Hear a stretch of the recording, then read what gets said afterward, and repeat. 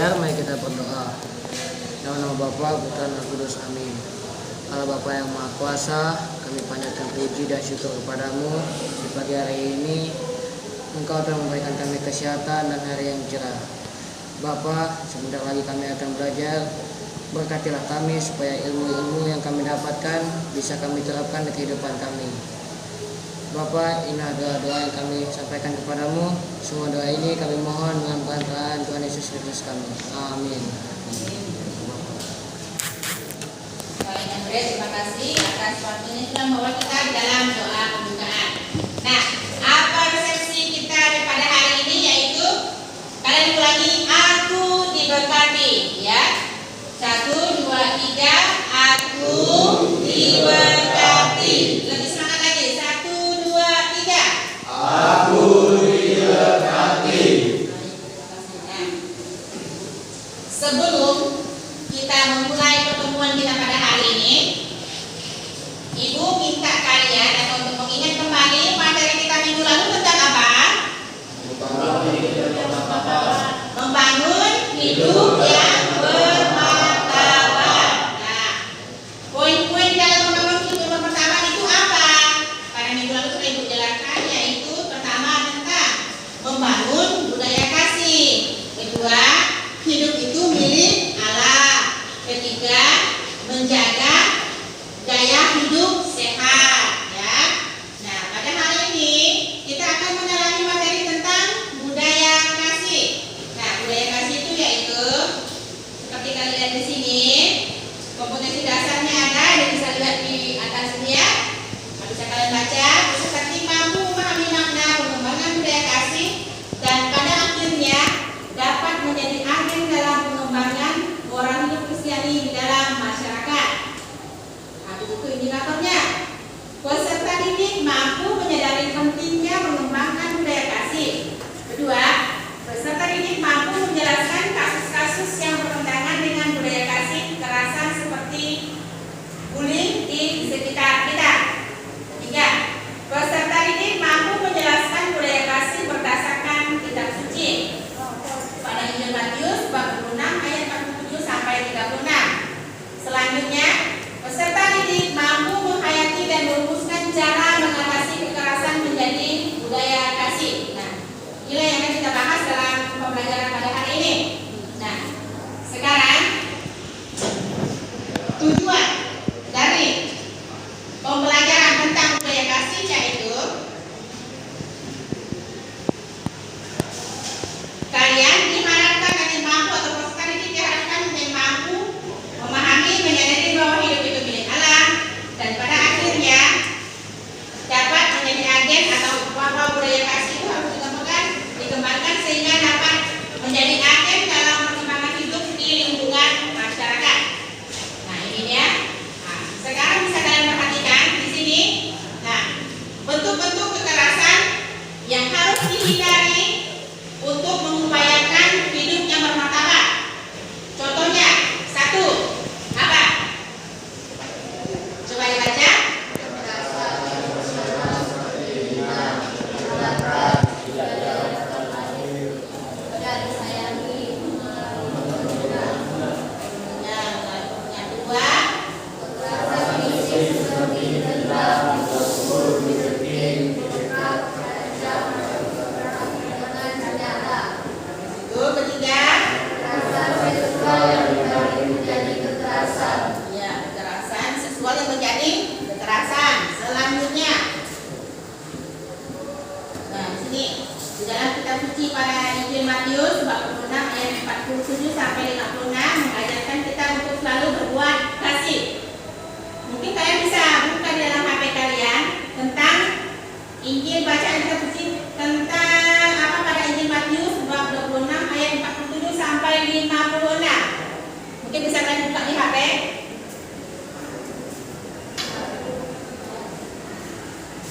Nah, yang ada kota mungkin bisa lihat bacaan di situ tentang apa. Ya, yang ada ini, yang ada HP-nya bisa dibuka. Mungkin salah satu bisa bantu Ibu bacakan.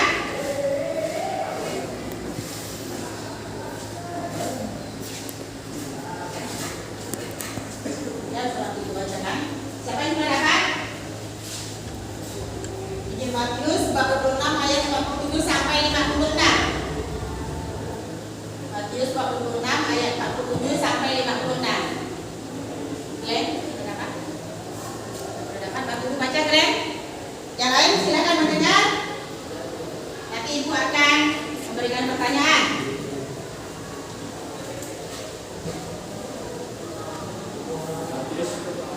Waktu Yesus masih berbicara, datanglah Yudas, salah seorang dari 12 murid itu, dan bersama-sama dia serombongan besar, orang yang membawa pedang dan pentung, disuruh oleh imam-imam kepala dan tua-tua bangsa Yahudi.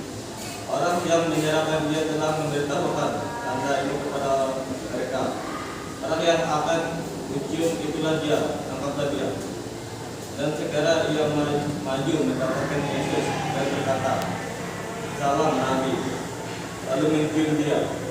Tetapi Yesus berkata kepadanya, "Hai teman, untuk itukah engkau datang?" Maka majulah mereka memegang Yesus dan menangkapnya. Tetapi seorang dari mereka menyertai Yesus, menyulurkan tangannya, menghunus pedangnya, dan menaikkan pada hamba imam besar, sehingga putus telinganya. Maka Yesus padanya, "Masukkan pedang itu kembali ke dalam sarungnya, sebab barang siapa menggunakan pedang akan binasa oleh pedang. Atau aku sangka bahwa aku tidak dapat berseru kepada Bapakku, supaya ia segera mengirim lebih dari 12 pasukan malaikat membantu aku. Jika begitu, bagaimanakah akan digenapi yang tertulis dalam kitab suci yang mengatakan bahwa harus terjadi demikian?" Pada saat itu Yesus berkata kepada orang banyak, "Sangkamu aku ini penyamun, maka kamu datang lengkap dengan pedang dan pentung untuk menangkap aku? Padahal tiap hari aku duduk mengajar di bait Allah, dan kamu tidak menangkap aku. Akan tetapi semua ini terjadi supaya genap yang tertulis dalam kitab nabi-nabi." Lalu semua murid itu meninggalkan dia dan melarikan diri. Baik. Setelah kita mendengar bacaan kita tadi, di situ menceritakan tentang apa? Bagaimana cara Yesus mengajarkan apa? Mengajarkan kasih kepada umatnya. Nah, setelah membaca kitab suci, kalian akan Ibu ajak untuk menonton satu video.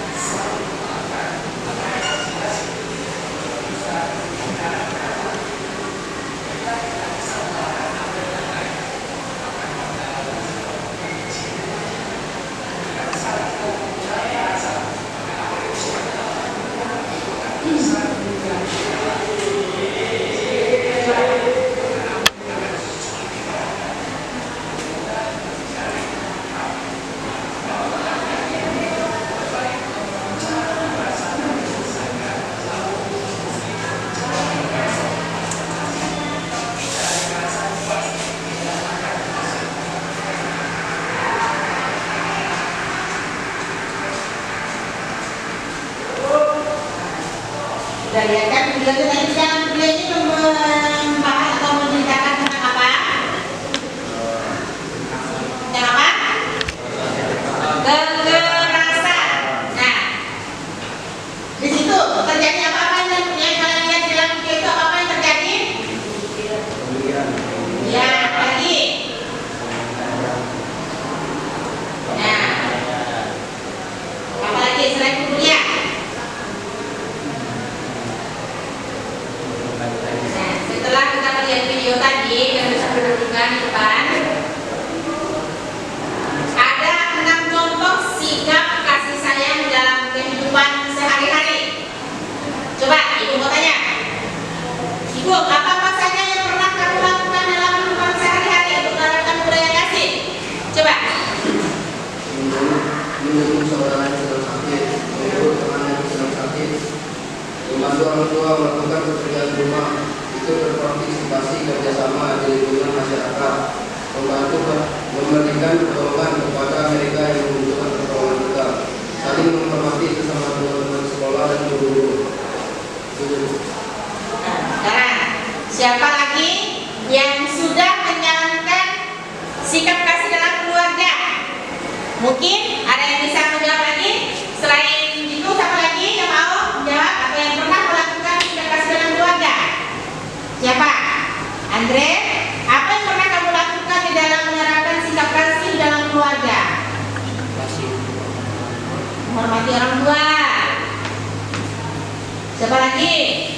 Apa lagi yang bisa kamu lakukan, Jessica? Di dalam menerapkan budaya kasih dalam keluarga, apa yang pernah kamu lakukan? Menghargai orang tua. Nah, di depan ini banyak contoh sikap yang harus kita lakukan di dalam menerapkan sikap kasih sayang dalam kehidupan sehari-hari. Menjemput teman yang sakit, apa yang pernah melakukannya? Nah, yakin? Nah, habis itu menghibur teman yang sedang sedih. Nah, atau jangan-jangan bukannya menghibur malah membuat semakin sedih. Ibu berharap jangan terjadi hal seperti itu ya. Kita harus menghibur, bukan membuat dia menjadi semakin sedih. Selanjutnya, membantu ibu melakukan pekerjaan rumah tangga. Apakah kalian sudah melakukannya? Habis itu membantu atau berdonasi pada lingkungan sekitar. Pernah melakukannya? Di situ membiasakan memberi pelukan hangat. Pelukan hangat. Ibu perlu perjelas di sini ya. Pelukan hangat bukan antara sepasang kekasih. Ya. Misal kalian mendapat hadiah atau mendapat pujian, atau misalnya kalian bisa sampai di rumah dengan selamat dan memeluk ibu kalian atau memeluk bapak kalian sampai di rumah dengan selamat, itu suatu sudah termasuk sebuah pelukan hangat kepada orang tua. Ya. Sedangkan mungkin pelukan hangat ini jangan kalian lakukan dengan pasangan kalian, karena kalian belum menjalani atau belum melakukan pemberkatan di dalam gereja. Karena hal seperti itu sangat dilarang oleh apa? Oleh agama, oleh gereja ya. Nah, habis itu apa yang poin ke-6 itu apa? Pernah melakukan itu? Mengucapkan kata cinta, mengucapkan kata sayang tidak mesti harus dengan pasangan yang sedang mencari jati diri atau menjalinkan hubungan apa? Hubungan kasih sayang. Nah, ucapan kata seperti itu bisa aja kalian berikan untuk orang tua kalian, untuk saudara kalian. Misalnya, oh kalian lihat abang kalian udah sukses, bang, selamat. Nah, kan? Ya, tidak mesti harus untuk kasih kalian mengucapkan kata sayang, I love you, itu tidak mesti harus sama pasangan kekasih. Dengan orang tua, dengan adik, lihat kesuksesan kalian, itu bisa aja kalian mendapatkan ucapan dari misalnya Sinta mengucapkan ucapan kepada Jessica karena Jessica mendapat nilai tinggi.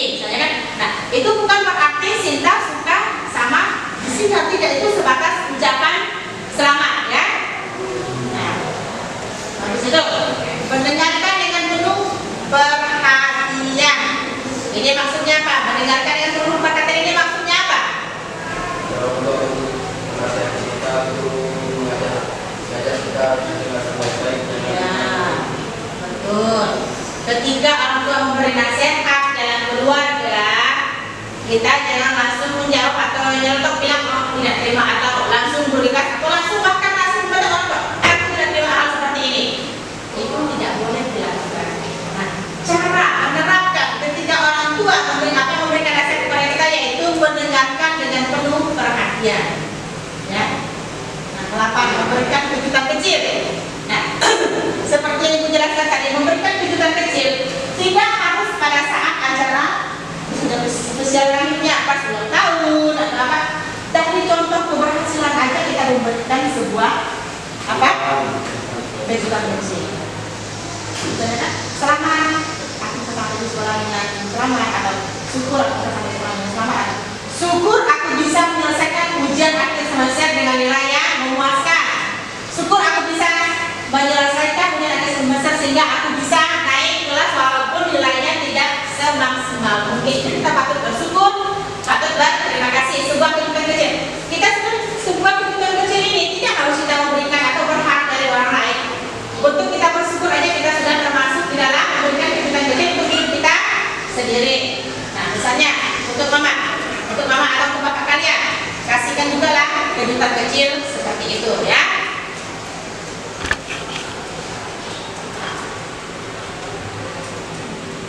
Nah, setelah habis itu, menanggapi kasus-kasus yang bertentangan dengan budaya kasih kekerasan atau mungkin di sekitar kita. Nah, coba di sini pelaku boleh melakukan kekerasan secara fisik seperti menendang, memukul, melukai, menampar, mendorong, menggigit, menendang, mencubit, mencakar dan bentuk fisik lainnya. Nah, jenis ini tentu berbahaya karena bisa menimbulkan luka parah pada korban. Nah, berkaitan dengan yang ini, kasus pembulian. Pernah nggak hal ini terjadi di lingkungan sekolah? Pernah nggak? Bukan lagi pernah, kalau ibu rasa bahkan sering, ya kan? Ini sering terjadi di sekolahan kita. Nah, habis itu, Yesus membalas kejahatan dengan apa? Yesus membalas kejahatan dengan Kasih. Yesus mengubah hukum balas dendam dengan kasih karunia, kesabaran dan cinta kasih. Yesus juga menjelaskan bahwa tidak ada ruang untuk pembalasan. Ingat ya, tidak ada ruang untuk pembalasan dendam. Tidak ada ruang untuk pembalasan kejahatan. Ya, di sini Yesus mengajarkan kepada kita yaitu selalu bersikap sabar dan penuh cinta kasih. Ibu tahu hal seperti ini sangat susah kita lakukan, tapi ibu yakin perlahan-lahan kalian mulai menerapkan budaya kasih dalam hidup kalian sehari-hari. Sebelum kalian mengasihi orang lain, kalian coba berpikir kasih dalam diri kalian sendiri. Jika kalian ingin perlu dikasihani, berarti orang lain juga ingin merasakan kasih dari kita atau kasih kepada kita, ya. Nama Bapa, Putra, dan Kudus, amin. Allah Bapa yang Maha Kuasa, kami panjatkan puji dan syukur kepadamu di pagi hari ini. Engkau telah memberikan kami kesehatan dan hari yang cerah. Bapa, sebentar lagi kami akan belajar. Berkatilah kami supaya ilmu-ilmu yang kami dapatkan bisa kami terapkan di kehidupan kami. Bapa, inilah doa-doa yang kami sampaikan kepadamu. Semua doa ini kami mohon dalam perantaraan Tuhan Yesus Kristus kami. Amin.